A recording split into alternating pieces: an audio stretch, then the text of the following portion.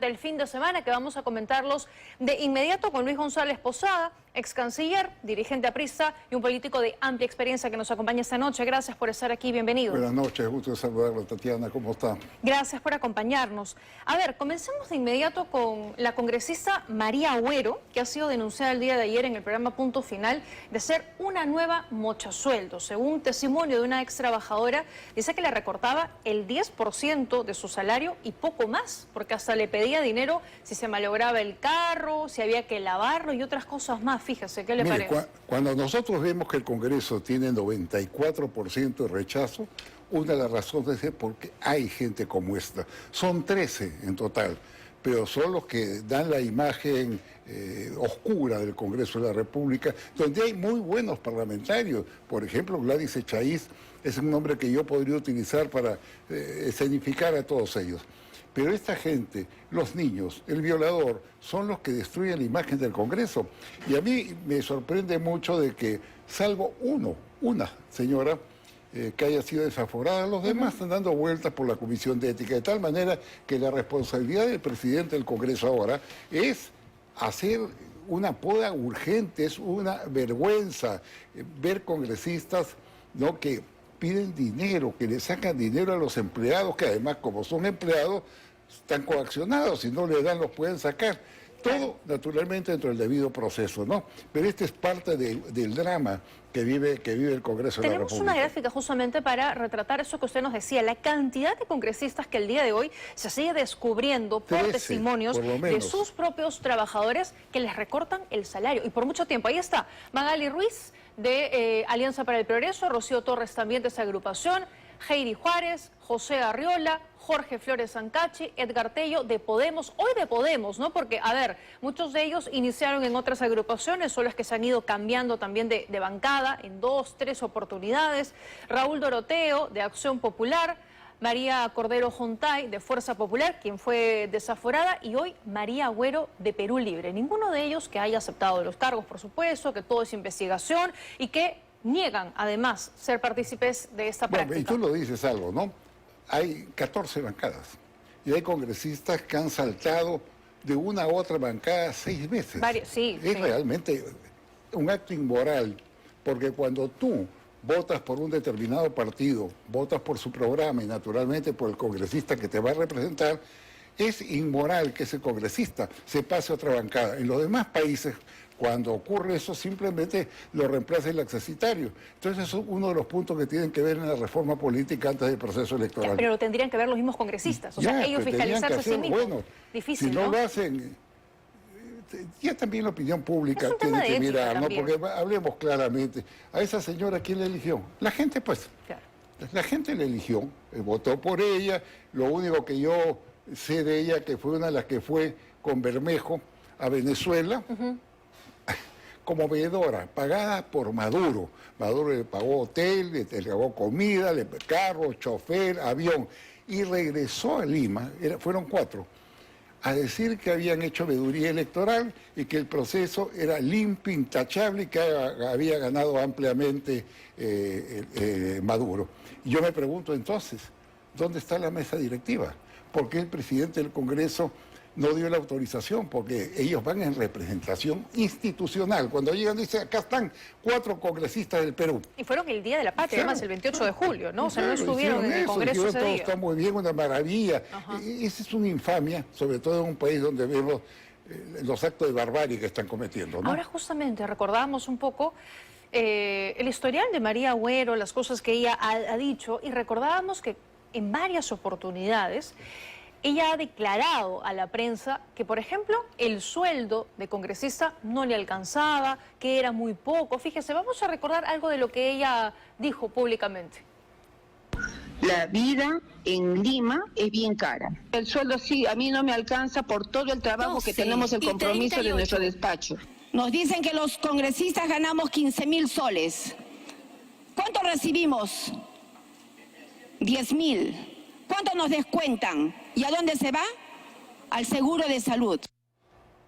Bueno, y aquí nos adelantaba un poco, tal vez, primero, no es verdad que ganen eso, 10.000, no. Ellos ganan mucho más. Aparte, tienen asesores, asistentes, ayudantes, pasaporte diplomático, seguro internacional y todas las joyerías, ¿no? Incluyendo guardaespaldas. Entonces lo que dice la señora no es verdad, es falso. Y se puede demostrar con la planilla anual de lo que reciben los congresistas, inclusive los nuevos bonos que se han dado. Bonos, claro.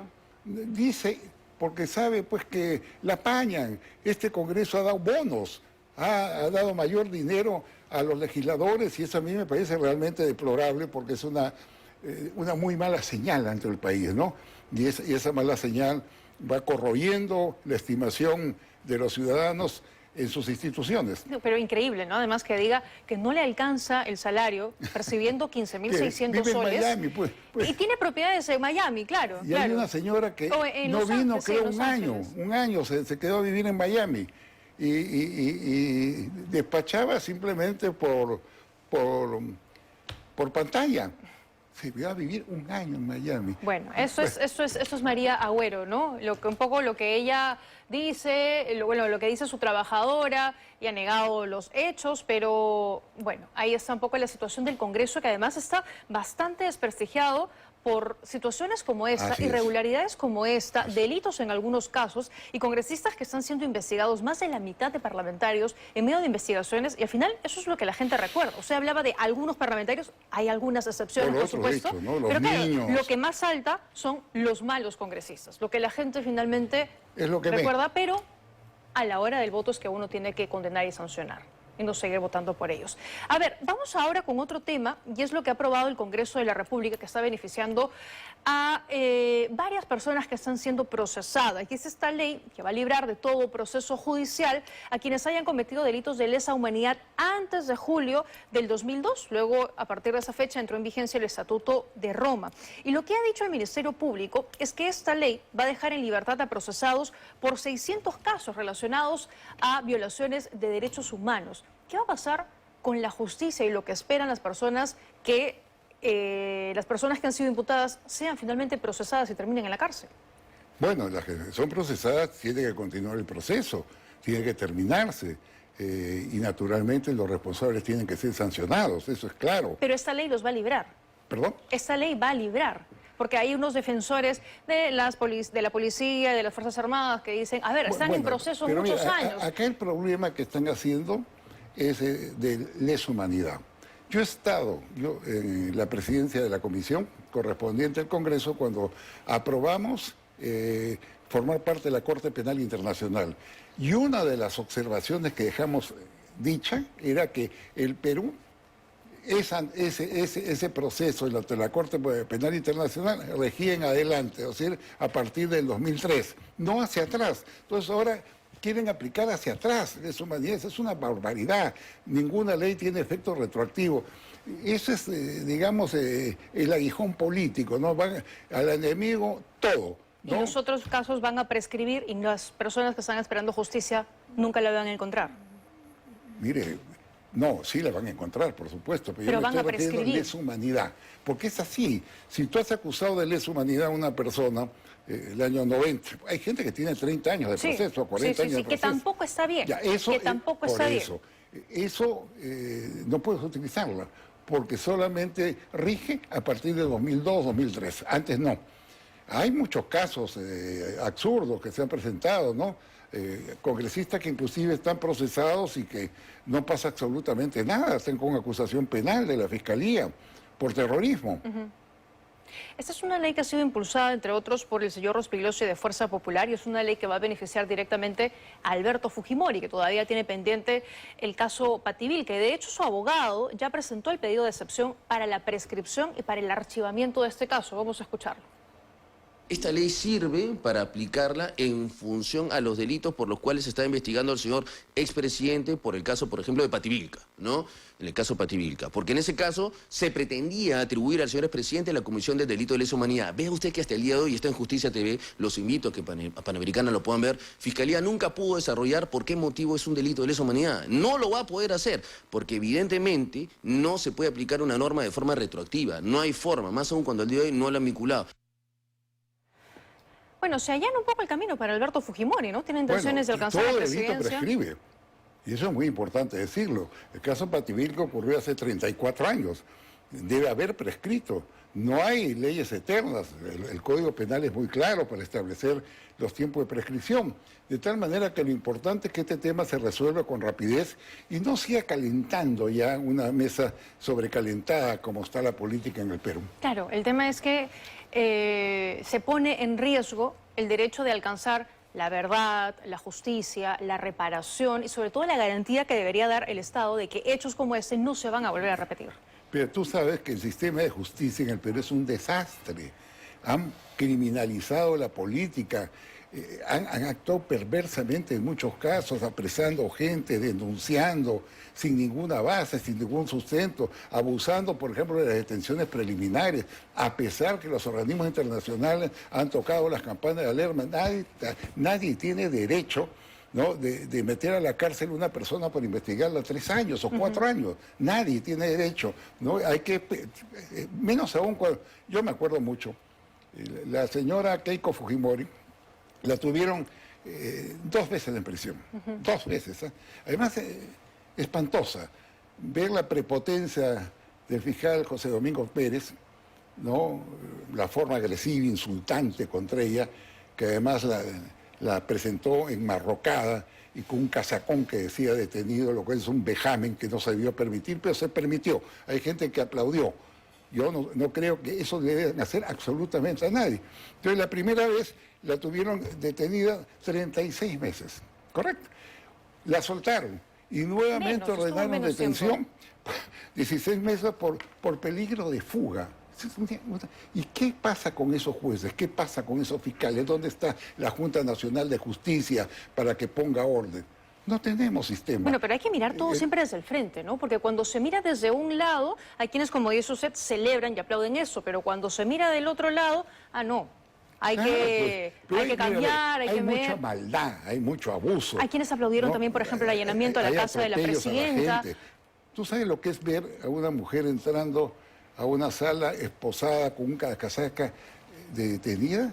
Es una cobardía lo que le hicieron, pero acá mucha gente aplaude. Si no es de tu bando, está bien. Si es de mi bando, no, es una violación a los derechos humanos. De tal manera que yo creo que el Estado constitucional de derecho está formado por principios y valores, que son los que compactan a los ciudadanos. Y acá no ha ocurrido nada de eso. Mucho atropello, mucho abuso. Y ahora sigue el juicio de los cócteles, que ya es una telenovela todavía, no, donde este señor Pérez le encanta la peliculina, dice barbaridad y media, ya nos olvidamos, ahora está de capa caída porque está perdiendo todos los casos, pero antes se paseaba por todos los canales, las radios, se mandaban a hacer camisetas a él como Superman. Entonces toda esta cosa ha ido degradando al país y hay que decirlo con toda claridad. Solo para cerrar el tema de Alberto Fujimori y con las intenciones presidenciales que él tiene, bueno, esta ley le allana un poco el camino, ¿no?, lo que venía sosteniendo, y sus partidarios consideran además que el indulto, ahora que le han dado, por ejemplo, la pensión en el Congreso, pues ya yendo en contra de la ley, aquí lo hemos comentado muchísimo, ahora pues también tiene la facultad de postular a la presidencia porque ellos sostienen el indulto les restablece todos sus derechos. Mire, yo creo abiertamente que el expresidente Fujimori no puede postular, primero por la edad, y segundo, porque va a crear una enorme controversia. Pero por la ley también. Por eso, Okay. ¿no? Tiene impedimentos y va a ahondar los problemas que ya existen. Recuerde usted que acá hay un volumen determinado de gente, el ejemplo es Castillo, que es antifujimorista. Por ser antifujimorista, llevaron a la presidencia a un sinvergüenza, como Castillo, que nombró ministros de Estado y jefe de empresas públicas a vándalos, a gente con prontuario policial y algunos vinculados con Sendero Luminoso. Casi se destruye el país. El Perú no puede impulsarse a través de odios y eso es un problema muy, muy grave que hay que decirlo con toda claridad. Yo provengo de un partido político, el APRA, que ha sido históricamente perseguido. Nosotros han tenido años, centenares de compañeros en la cárcel, fusilados, exiliados, perseguidos. Pero no tenemos odio. El odio destruye a las personas, ni creemos que el odio puede abrir los caminos hacia la democracia y el desarrollo del país. El congresista Cordero Huntay ha presentado un proyecto que se ha conocido el día de hoy para que los condenados que hayan sido rehabilitados puedan postular a cargos públicos. ¿Parece que es una medida o una propuesta, digamos, oportuna en el contexto, además, en el que estamos? Como estamos, es una provocación. Se lo digo de verdad, ¿no? Estamos en un momento que pisamos cuerdas que se balancean. Acá puede pasar cualquier cosa en un momento. Mire usted, las agresiones a los legisladores. La presidenta no ha podido ir, inclusive, y era un hecho histórico, el bicentenario de la batalla de Ayacucho, porque evidentemente le iban a silbar cuando no agredir. Entonces, no cree que haya sido porque estaba enferma, como dijo el premier. ¿Perdón? ¿No cree que haya sido porque estaba enferma, como dijo el premier? No lo creo, en absoluto, no lo creo, ¿no? Es un acto importante, pero obviamente ya le metieron miedo, pues en el desfile militar le insultaban, le respondía ella el insulto, y cuando ha ido, no sé si fue en Huancayo, en Ayacucho, le jalaron el pelo. Claro. Hay un clima de violencia. Hay un clima de violencia que nos hace daño a todos y hay gente que incentiva. Si no, mire los WhatsApps, cosas más horrorosas. Yo he visto en los WhatsApps amenazas de muerte, insultos, odios purulentos. Eso es lo que estamos viviendo. Entonces, todo lo que sea calmar las aguas es bueno. Y van a estar las aguas agitadas cuando tienes un proceso que no se han hecho las reformas necesarias, donde hay inscritos 60 partidos. 60 partidos. Pero, a ver, pero este Congreso tampoco tiene las intenciones de hacer las reformas que el país necesitaría, ¿no le parece? Mire, si el Ejecutivo y el Legislativo, la mesa directiva, muy bien, vamos a ponernos de acuerdo en algunas normas importantes para que realicen el próximo proceso, fácilmente lo sacan. No, de acuerdo, cuando hay voluntad. ¿Cómo? Cuando hay voluntad de hacer bien las cosas. Pero tienen que tener pero voluntad. Con estas autoridades... Salvo que ellos sean unos irresponsables y no se den cuenta que el país está destruyéndose, cayéndose a pedazos, creándose tensiones, enfrentamientos, que en cualquier momento pueden tener dimensiones de horror, ¿no? ¿No le parece que son lo suficientemente irresponsables? Son bastante irresponsables, sí.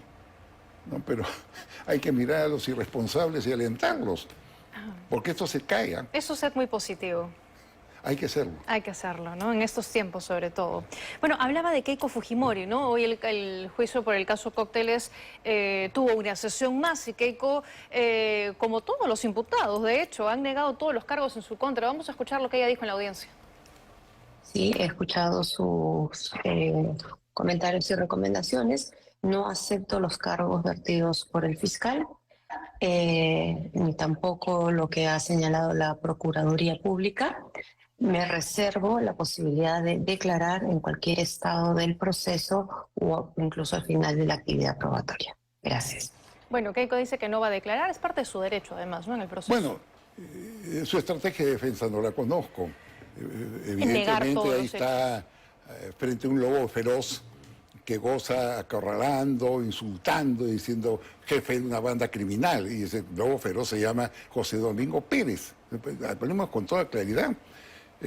Persona que amenaza a cualquier ciudadano que no le parezca bueno o a su criterio.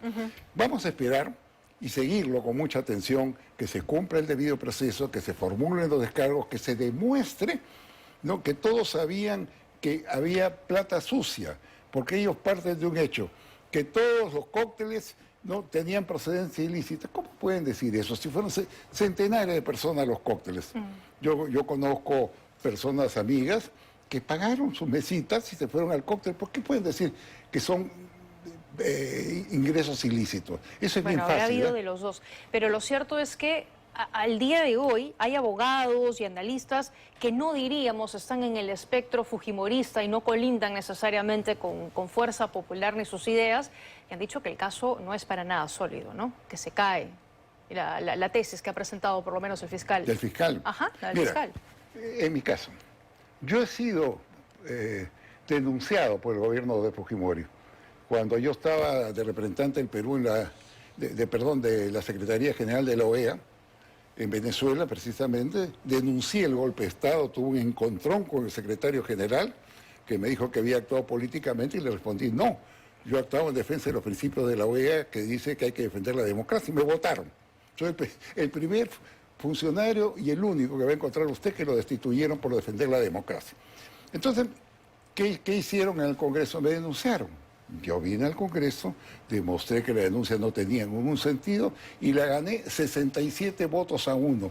Pero yo no guardo rencor con Fujimori, yo no puedo utilizar esa situación pesada que tuve que pasar con mi familia y decir, ahora me vengo de ti, está bien que te hagan lo que te hagan. No es así, no es así.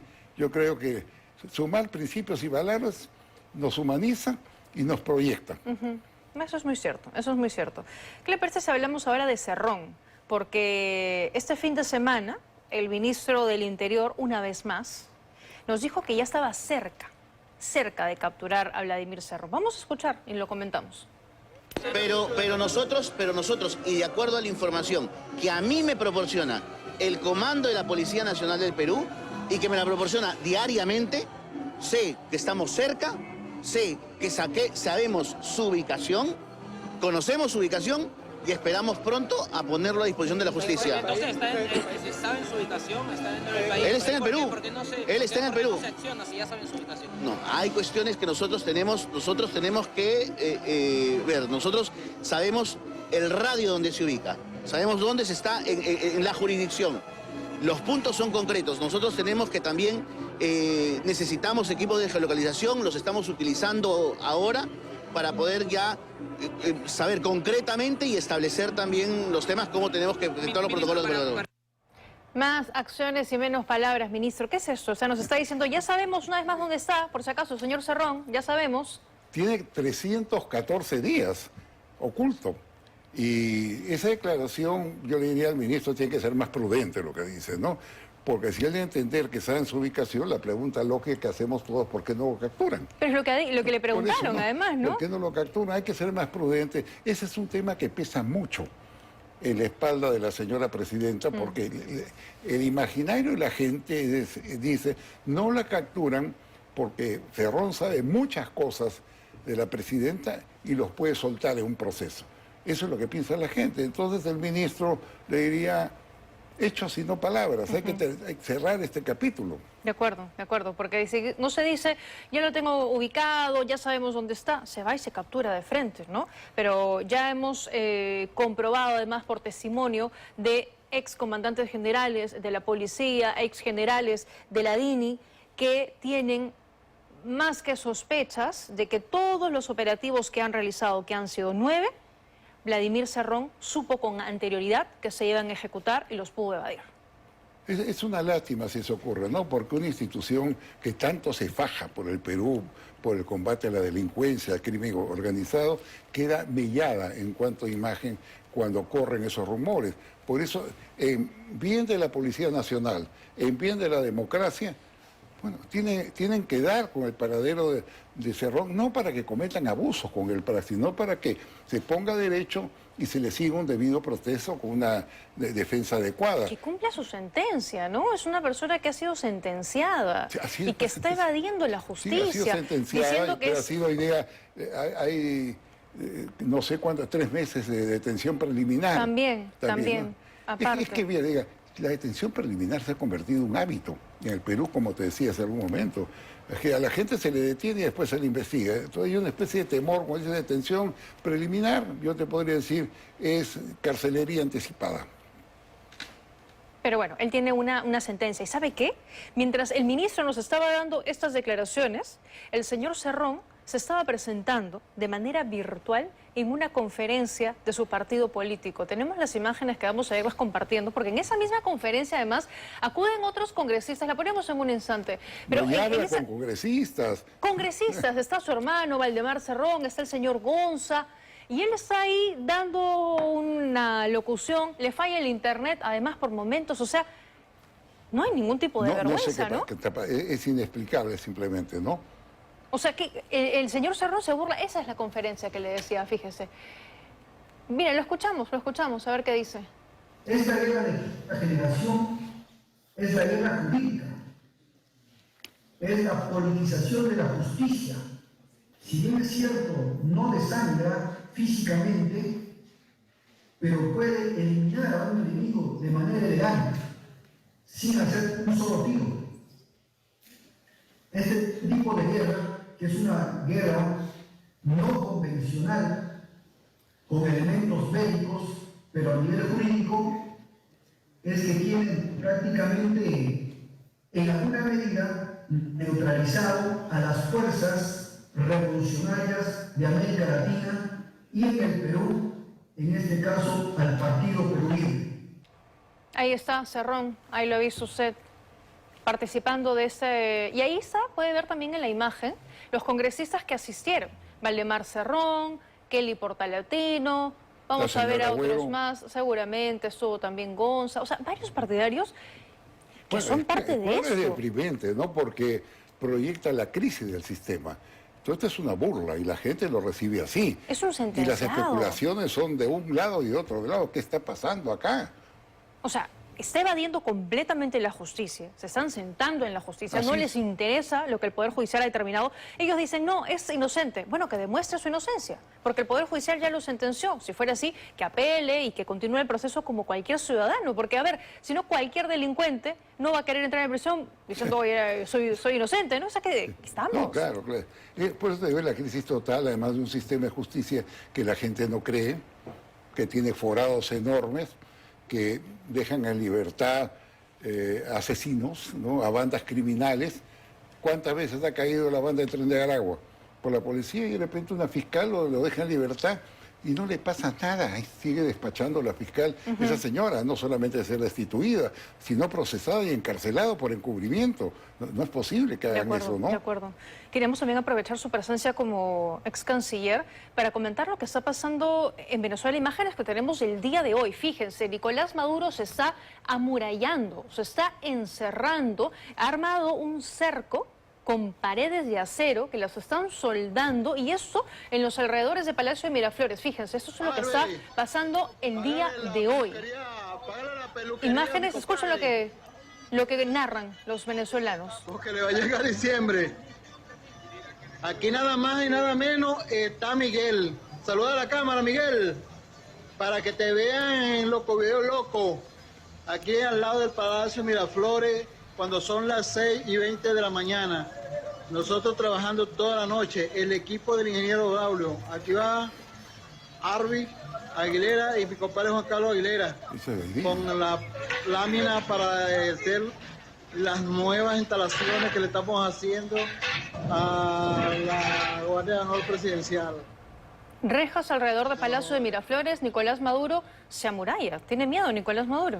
Bueno, y sigue matando, ¿no? Ya hay 26 muertos. Él reconoce anteayer que ya había metido a la cárcel a 2.300 personas, manifestantes, con el cargo de terroristas, ¿no? La oposición dice que no son 2.300, sino por lo menos 5.000, y han llegado a tales niveles que la policía bolivariana, así se llama, pasa por las casas de los opositores y las marca con una cruz para que puedan capturarlas cuando quieran. Es lo mismo que usaban los criminales nazis con las casas de las familias judías, les hacían una marca. Entonces, este hombre se siente por encima del bien, del mal, le importa un comino la OEA, las Naciones Unidas, las relaciones con nuestros países, porque hay que decirlo claro. Él actúa así porque tiene el apoyo de potencias extracontinentales, lo apoya Rusia, lo apoya China, Corea del Norte, Irán y las dictaduras, Cuba, Nicaragua y Bolivia. Y aquí no seremos una dictadura, pero aquí hay congresistas, como usted bien recordaba, que han ido a Venezuela como vedores a avalar lo ocurrido allá. Qué vergüenza, por un pasaje venir a decir que todo estuvo perfecto cuando están viendo que... Bien, la única institución que se le permitió hacer veeduría electoral es el Instituto Carter. Fue con un equipo grande de gente y cuando terminó las elecciones se retiraron todos, se llevaron sus maletas y dijeron... Aquí ha habido fraude.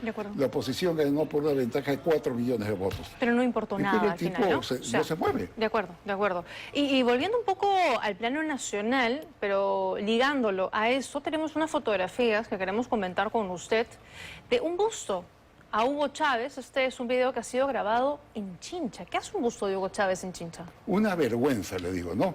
Yo he sido congresista por Ica, como usted sabe, Chincha forma parte de Ica. Es una vergüenza que el alcalde no se haya tirado abajo ese busto de Hugo Chávez. Ya se lo debió tirar abajo y debieron enterrarlo. ¿Cómo es posible que el responsable de esta crisis pavorosa, donde 8 millones de personas han tenido que huir ¿no? Y donde varios millones más están saliendo desesperados ante los actos de barbarie del ahijado de Hugo Chávez, que es Maduro. Tengan un busto ahí, señor alcalde de Chincha, retire usted ese busto, que la gente lo va a respaldar. Bustos que se han traído abajo en Venezuela, Muchos, en varios estados. Acá está ¿Y parado. aquí qué hacemos con Es eso? impresionante, sí, es impresionante ver el busto de Chávez. Teniendo además, o siendo el segundo país de la región con la mayor cantidad de migrantes venezolanos. Tenemos 1.500.000 venezolanos, más o menos, pero va a entrar una nueva oleada porque hay un dato que es relevante y que lo ha tomado Chile ya. Chile está reforzando sus fronteras y el dato relevante es que las encuestas, cuando preguntaron ¿qué haría usted si gana Chávez?, 35% dijo me iría del país. Entonces ya comenzó la salida por el tapón de Darién, se está saliendo gente. Entonces viven un infierno y los organismos internacionales y los países son incapaces de dar una respuesta. Una cosa más, hay organismos que son de papel. Acá usted tiene el Parlamento Andino, que está integrado por 25 congresistas que tienen asesores, consejeros, ayudantes, secretarios. Ese Parlamento Andino debió ir a sesionar a Venezuela como una demostración de fuerza y respaldo democrático. No lo ha hecho. Oye, pero mire la cantidad de gente también. Lamentablemente, pero tiene usted el Parlamento Latinoamericano, el Parlamento Amazónico, el Parlamento de UNASUR. No existen, ellos solamente van cuando hay una festividad de Bolívar, de San Martín. ¿Sabe quién preside el Parlamento Latinoamericano? Un cubano, un diputado ahí tiene cubano. la Entonces, respuesta. las instituciones tampoco sirven. Y los bloques partidarios, yo me acuerdo cuando era joven, tenía un gran orgullo de que mi partido, el APRA, sea parte de la Internacional Socialista. Hoy día son burócratas, les interesa un comino lo que pasa en otros países, cuando la Internacional Socialista también debió enviar un equipo para hacer presión a Venezuela. Eso es lo que estamos viviendo y esas son las lecciones que tenemos que extraer. Exacto, exacto. Y no dejar de ver lo que está pasando en Venezuela. Se ha convocado para una nueva manifestación este fin de semana, así que estaremos atentos porque, a ver, Maduro también bloquea las redes sociales como lo hace cualquier dictador, Sí, que no quiere que la gente se entere de lo que está pasando ahí, porque no hay manera sino de saber in situ Es un qué es lo que escándalo está mundial, pasando. ¿no? De acuerdo. Eso es evidente. De acuerdo. Gracias por habernos acompañado esta Muchas noche. Ha gracias, sido muy siempre, gentil muy amable. por haber estado aquí. Hemos abordado varios temas de la coyuntura local, pero